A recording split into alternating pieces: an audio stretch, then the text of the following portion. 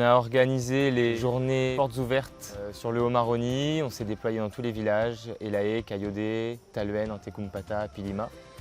C'était du 25 avril au 4 mai. Et donc l'objectif, c'était de communiquer sur nos actions, les actions qu'on peut avoir sur le Haut-Maroni, qui touchent aux questions alimentaires, aux questions culturelles, de transmission, tout ce qui touche au développement durable. Et donc tous ces sujets-là, ça a permis d'échanger sur tout ce que fait le parc, d'un fleuve à l'autre et puis plus particulièrement sur le territoire du Haut-Maroni. J'ai occupé un stand oiseaux. Il fallait reconnaître le chant à partir du son. Le matin, on s'occupait essentiellement des scolaires. Donc toutes les écoles ont répondu présentes. L'après-midi, c'était plutôt destiné aux adultes. On a eu pas mal de monde aussi, que ce soit Elaé, Kayodé, Antekumpata. Les gens ont vraiment répondu présent. On a beaucoup échangé sur différents sujets. On a parlé de la mission scientifique qu'il y avait eu sur la Mamilipan en 2018.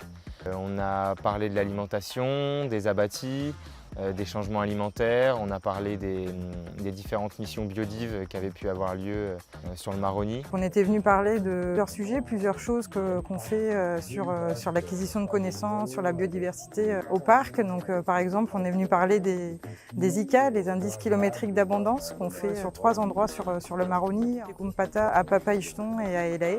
Moi, je présentais stand ICA parce que je fais partie des ICAïsmes. Je présentais les jeunes de mon travail, comme quoi j'ai participé dans la forêt pour des comptages animaux. Ils ont compris que les animaux, il n'y en a pas beaucoup maintenant alentour de notre village. Et donc on est venu avec des jeux pour pouvoir justement expliquer aux enfants comment ça marche ce protocole et aussi pour partager avec les adultes. La cible, c'était pas que les enfants, c'est aussi les adultes. Donc on a préparé des supports pour parler un petit peu des suivis. On avait plusieurs sortes de jeux. On avait aussi le loto des animaux qui a beaucoup plu aux enfants et qui nous a permis de parler de la biodiversité, des animaux qu'on peut rencontrer sur le territoire et de ce que nous on fait justement sur ces sujets-là. Puis une restitution aussi de la danse Teco qui a eu lieu l'année dernière avec nos collègues de Camopi et l'association Teco Macan qui sont venus faire une représentation d'une danse traditionnelle à Kayodé. Et puis Mapaculture, qui est donc un projet qui avait été déployé grâce à des financements européens et qui permettait de permettre une transmission de savoirs traditionnels auprès d'un jeune public. Ça s'est beaucoup déployé dans les écoles, sur Maripasoulabour et dans les villages, et où l'objectif était qu'un sachant, qu'un apprenant, qu'un ancien qui détienne un savoir traditionnel vienne le transmettre aux plus jeunes. Et donc ça a été l'occasion de montrer aux habitants les photos des ateliers, différents objets qui avaient été produits par les enfants également. Et puis d'avoir un retour auprès des habitants sur une manière de déployer ce genre d'action pour un public adulte. J'ai trouvé ça très intéressant, surtout avec les adultes, parce que ça m'a permis d'échanger avec eux pour certains oiseaux que je ne connaissais pas le nom Wayana.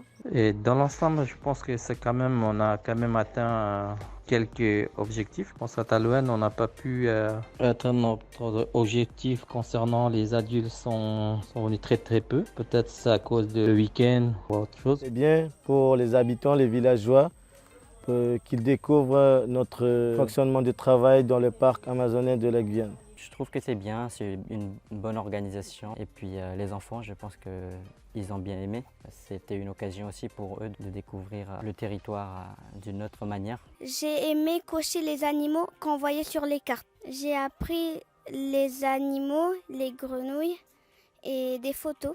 J'ai aimé jouer sur l'ordinateur pour chercher les animaux et des images de Mamilipan. J'ai vu qu'il y avait beaucoup de dessins. Il y a 3000 ans.